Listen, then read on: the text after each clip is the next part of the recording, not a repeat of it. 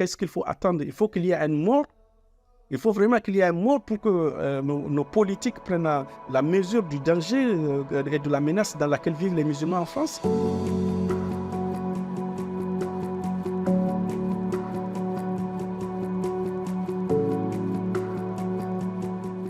Les fidèles qui sont venus pour participer à la prière de Fajr du dimanche 5 novembre dernier ont découvert sur le rideau qui ferme la porte principale de notre mosquée un tag avec une menace très explicite, vos cercueils ou vos valises.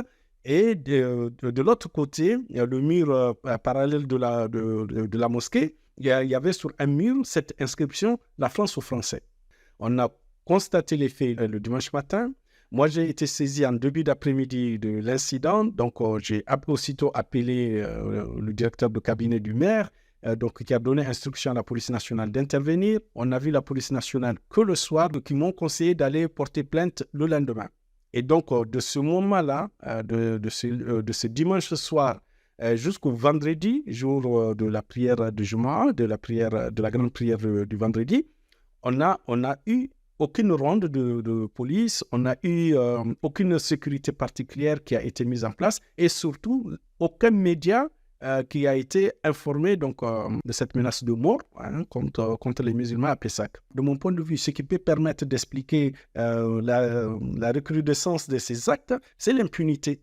C'est-à-dire que jusqu'à présent, nous, c'est la 4e fois. À aucun moment, jusqu'à présent, aucune enquête policière et encore moins judiciaire n'a pu établir quels sont les auteurs de ces actes. Alors que moi, je continue à penser qu'avec la mise en place de véritables moyens de protection et de sécurisation de ces lieux de culte, on pourrait effectivement mettre la main sur les auteurs de ces actes. Nous ne représentons pas une priorité dans la politique de lutte contre l'insécurité ou de lutte contre le terrorisme. Nous ne sommes pas des victimes, on nous considère comme étant des coupables potentiels.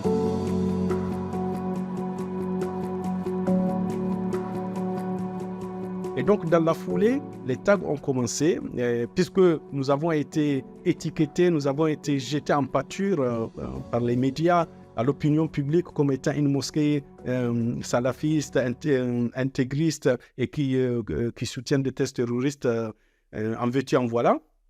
Donc, tous ces haineux qui sont là, qui essayent de donner un sens à leur existence, moi je les qualifie comme ça, j'analyse ces actes-là sous cet angle-là quelque part, ont trouvé donc là une cible vers laquelle retourner leur colère, leur haine. Et donc, voilà, on a commencé à enregistrer les premiers tags à partir de ce moment-là. Mais pour autant, je continue à dire à mes co-religionnaires, à nos concitoyens, que nous allons nous défendre en invoquant le droit.